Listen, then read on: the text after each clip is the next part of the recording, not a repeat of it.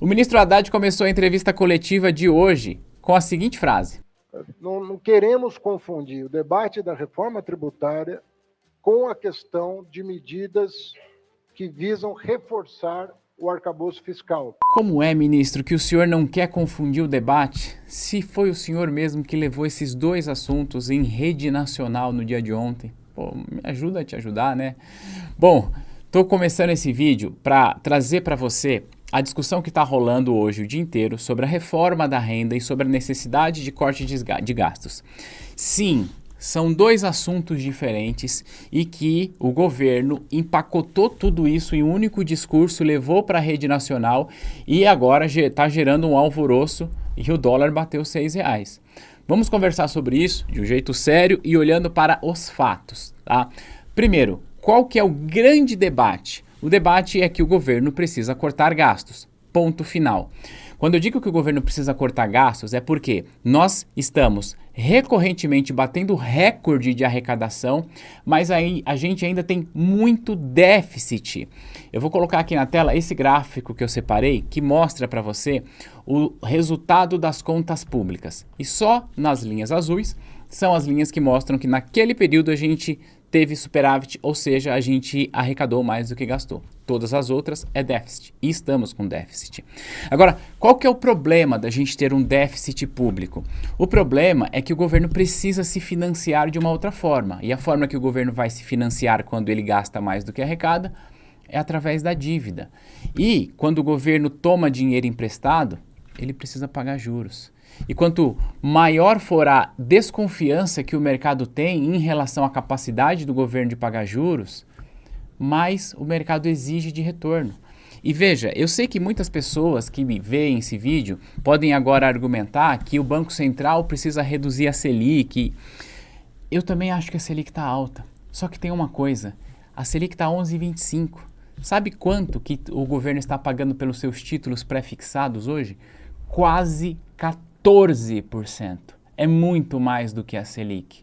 Porque o preço que o mercado exige tem relação com o prazo, tem relação com a expectativa que o mercado tem em relação às contas públicas.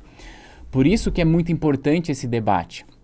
Só que os cortes que o ministro Haddad apresentou são cortes impopulares. Ele gera uma reação ruim na sociedade como um todo. Eu vou falar quais são eles. Tem mudança de regra de salário mínimo, que é muito importante a gente olhar para isso. Então, o que o governo fez? Bom, eu tenho medidas impopulares aqui para eu, governo, não perder capital político. E se eu colocasse nesse mesmo pacote uma conversa de que agora os pobres vão pagar menos imposto? Isso seria legal, as pessoas iam gostar disso. Então, é por isso que está rolando confusão aqui nessa história. Então, vamos separar. Primeiro, vamos falar da reforma da renda. E aí eu te falo sobre quais foram os cortes de gastos que o governo citou e que não ficou muito claro. Qual que é a proposta da reforma da renda? Reduzir o imposto de renda, ou melhor, zerar a alíquota de imposto de renda para quem ganha até R$5.000. E honestamente, isso é ótimo. Eu sou absolutamente a favor da gente pagar menos imposto. Só que o que acontece? Para que o governo consiga abrir mão dessa receita, porque se ele vai zerar imposto dessa galera, ele não vai receber, ele precisa mostrar de onde sairá recurso para fazer frente a essa renúncia. E aí, qual que é a proposta da renda? É que pessoas que ganhem acima de R$50.000 por mês, e aqui independe de salário, tá? Pode ser salário, pode ser aluguel, pode ser dividendo, pode ser juros sobre o capital. Essas pessoas passam a pagar uma alíquota mínima de 10% sobre a renda. E que é importante a gente colocar sob perspectiva, porque quando você ganha acima de R$50.000 por mês hoje, se essa sua renda é uma renda tributável, como um salário, por exemplo, você já paga 27,5%. Portanto, nesse caso, de acordo com o que o ministro falou hoje, nesse caso você não vai pagar mais. Esse é o ponto, não vai aumentar o imposto para quem já paga 27,5%. A ideia central, que o ministro explicou, é que a pessoa que recebe acima de R$50.000 por mês, se, quando ela calcular o imposto de renda dela, ela percebeu que ela pagou menos do que 10%, porque, sei lá, eventualmente ela tem uma renda de aluguel que paga imposto, mas ela também tem um dividendo onde não paga. Então, se nesse caso, se ela pagou menos do que 10%, ela vai pagar a diferença via DARF desse imposto. Acontece que para o governo fazer isso não é tão simples, porque ele vai ter de criar um imposto sobre rendimentos que hoje não são tributáveis. Essa que é a grande questão. E deixa eu deixar claro aqui qual que é a minha opinião sobre isso. E infelizmente eu sei que eu vou precisar repetir isso, porque tem gente que tem uma dificuldade de entender as coisas que é brincadeira, né? Olha só, minha opinião sobre este trecho, isso é ótimo. Reduzir imposto de renda dos pobres e da classe média é ótimo. E sim, imposto de renda para quem ganha mais. Aliás, o imposto de renda tem de ter esse princípio. Quanto mais você ganha, mais você paga. Então, olhando apenas para isso, é claro que é bom. Não tem como você achar que essa ideia ela é ruim, as pessoas pagarem menos imposto de renda. Agora, se você olhar para todo o contexto, aí você pode ter alguns questionamentos, dos quais eu também tenho. O que é olhar para todo o contexto? Nós teremos, a partir do ano que vem, uma migração para o sistema de tributação, o IVA, o Imposto de Valor Agregado, e teremos de imposto sobre o consumo o maior IVA do mundo. Então, a gente já paga muito imposto. Então, a gente precisa olhar para esse contexto. Agora, essa história do imposto, quando é que vai começar? Você já vai, se você ganha até R$5.000, você já vai deixar de pagar imposto? Não, calma lá. Olha só, como precisa, o governo conseguir comprovar que abrir mão dessa receita, ele vai conseguir compensar com essa tributação que ele propõe para quem ganha acima de R$50.000 por mês, isso precisa necessariamente de aprovação do Congresso Nacional. E, se o Congresso Nacional aprovar, isso só vai vigorar a partir de 2026. Portanto, agora, nesse momento, o que muda em relação ao imposto de renda? Nada. Neste momento, se você ganha até 5 mil, você vai continuar pagando o que você paga. E quem ganha acima de 50 mil não vai pagar mais ou menos neste momento. Nada muda. Repito, se mudar, porque não é certo que isso vai acontecer, vai ser só em 2026. Combinado? Beleza? Tá comigo? Conseguiu entender aquilo que eu disse para você sobre opinião? Nós estamos falando aqui de tributar quem ganha menos e tributar quem ganha mais. Não tem nenhum... O que está objetivamente errado com isso? Agora, vamos olhar para o resto das coisas, vamos olhar para o pacote. O que o governo trouxe de medida impopular, que por isso ele precisou dar essa maquiada com a história do imposto? Primeiro, para que o governo consiga cortar os gastos, que precisa-se ter um corte estimado aí de 70 bilhões de reais em 2 anos, deixa eu te falar uma coisa, antes da gente seguir, eu não sei se você sabe, mas só de emenda parlamentar, o governo gastou 50 bi. Só de emenda parlamentar. Mas isso é pauta para outro assunto. O que eu estou querendo dizer é que a gente precisa cortar aonde precisa. O que acontece é que agora o governo mudou a regra. Eu tenho até uma cola aqui, tá? Mudou a regra para reajuste de salário mínimo, tá? O salário mínimo agora será reajustado em no máximo 2,5% acima da inflação. Por que isso importa? Porque eu não sei por que razão, a nossa aposentadoria ela é vinculada com o salário mínimo. E um dos maiores déficits do nosso país é a Previdência. Então, se você sobe muito o salário mínimo, isso tem um impacto significativo no déficit. Então, o governo criou uma regra onde o salário mínimo continua sendo reajustado acima da inflação. Digamos, sejamos honestos, isso é importante, mas ele terá um reajuste menor. E eu vi algumas pessoas dizendo aí na internet que o salário mínimo vai reduzir. Isso não é verdade. Ele continua crescendo, porém, num reajuste menor, tá? Esse é o primeiro ponto.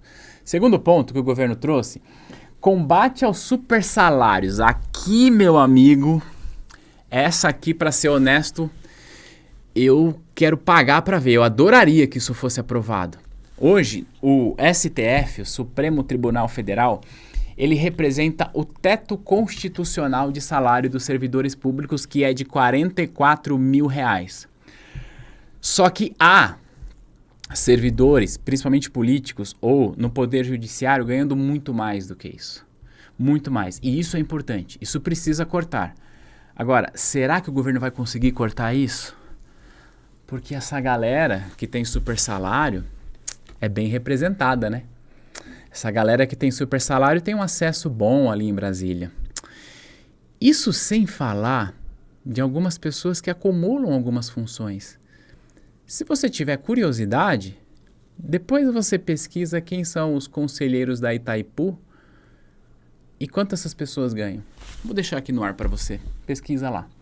Bom, sim, isso aqui seria bom se o governo conseguisse de fato reduzir esses super salários, porque de fato isso aqui representa um rombo gigantesco.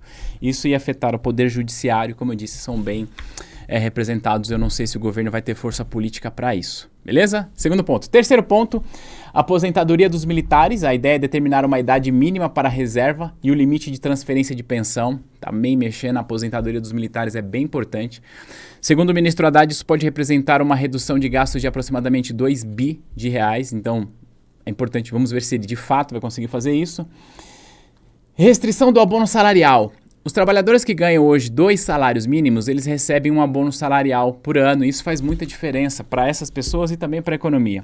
O fato é que o governo também está mudando a regra de reajuste desse abono salarial, que ele vai crescer a uma taxa menor do que o salário mínimo, o que significa dizer que hoje, se você ganha 2 salários mínimos, você tem direito ao abono salarial. Só que à medida que o tempo for passando, como o reajuste dele é menor, o que acontece é que a ideia é que daqui a pouco seja pago esse abono salarial só para quem ganha até 1 salário mínimo e meio, então a ideia é diminuir isso. Outro ponto que é bem importante, que o governo trouxe aqui, limitação das emendas parlamentares. Crescimento das emendas limitado a 2,5% acima da inflação. Além disso, 50% das emendas de comissão terão de ser voltadas para a saúde pública. Bom, eu falei para você nesse vídeo, né? Emenda parlamentar é um negócio que, sejamos honestos, faz parte do jogo democrático. Precisa acontecer, em todo o país civilizado tem algo que é semelhante à emenda parlamentar. O que é a emenda parlamentar? É um pedaço do orçamento que o Poder Executivo ele transfere para o Legislativo para que o Legislativo possa tocar isso. Por que isso faz parte do jogo democrático? É bom você entender. Veja, imagina que eu sou um deputado e eu fui eleito com uma base eleitoral em uma determinada região ali. Para eu representar os meus eleitorados, em certa medida seria legal que eu pudesse trazer um pouco de orçamento ali para alguma necessidade e tudo mais. O problema é que as emendas parlamentares no Brasil, esse negócio virou uma forma do governo comprar voto. Isso eu vou me referir ao governo Lula, me refiro ao governo Bolsonaro, eu me refiro a qualquer governo. Por quê? O Poder Executivo precisa de apoio na Câmara. O que os deputados fazem? Bom, a depender do tamanho da sua emenda, eu posso votar com você. Então, quando a gente fala que só de emenda o governo gastou 50 bi, poxa, emenda parlamentar faz parte do jogo democrático, eu reconheço. Mas será mesmo que preciso de 50 bilhões de reais de emenda parlamentar? Para onde está indo esse dinheiro? E o orçamento secreto, que antes chamava de orçamento secreto, agora chama de emendas do relator. O que está acontecendo? Vamos ver se o governo vai conseguir cortar essa sangria, porque ele diz que crescendo 2,5% acima da inflação. Vamos ver se ele consegue fazer isso, porque precisa também de aprovação. E aí depois tem outro ponto, que está chamando aqui de taxação dos ricos, que eu já expliquei para você a questão do imposto. Isso aqui tem a ver com a reforma da renda. A grande questão, mais uma vez, que eu quero trazer para você é que são 2 pontos que o governo resolveu misturar porque são pautas impopulares. Reforma da renda, necessária. A nossa tabela de imposto de renda está defasada há anos. Se a gente fosse de fato atualizar a nossa tabela pela inflação, aproximadamente quem ganha 8 mil reais não deveria pagar imposto. Tá? 5 mil ainda é pouco. Então, esse é um ponto positivo. Você aumenta o imposto. E aí, mais uma vez, não estou dizendo que é assim que vai acontecer, mas o que o ministro disse é que quem ganha acima de 50 mil vai pagar no mínimo 10%. Há hoje pessoas que ganham acima de 50 mil que pagam muito mais do que 10%, para essas pessoas nada muda, tá bom? Isso é reforma da renda que se aprovasse em 2026. Agora, as outras coisas que impactam no déficit público, o governo trouxe isso como grandes ideias, como grandes projetos, mas não deixou claro como e quando as coisas começam a contar, como e quando as coisas começam a ser debatidas, como e quando as coisas começam a ser aprovadas. Será que isso aqui vai ser suficiente para fazer frente ao arcabouço fiscal? Porque se não for, a gente precisa ter clareza de que assim, não adianta depois chorar que a Selic está alta, que o dólar está alto, que a inflação está alta. Porque, na prática, se essas medidas forem insuficientes, o dólar vai continuar subindo, a taxa de juros vai continuar subindo e a inflação vai subir. E o problema é que se a inflação subir muito, sabe o que vai acontecer? A pessoa que ganha 5 mil reais vai estar livre de imposto? Talvez ela até esteja. Só que 5 mil reais vai representar o quê? Um salário mínimo? Não sei. Então, não dá para a gente fazer política social sem olhar para o ajuste fiscal e econômico. Então, são dois assuntos importantes. Conta aqui para mim nos comentários o que você achou sobre tudo que foi anunciado. Vamos aguardar a cena dos próximos capítulos. Só posso dizer uma coisa. Se o dólar subir, se a inflação subir, quem mais sofre é o mais pobre. Te vejo no próximo material.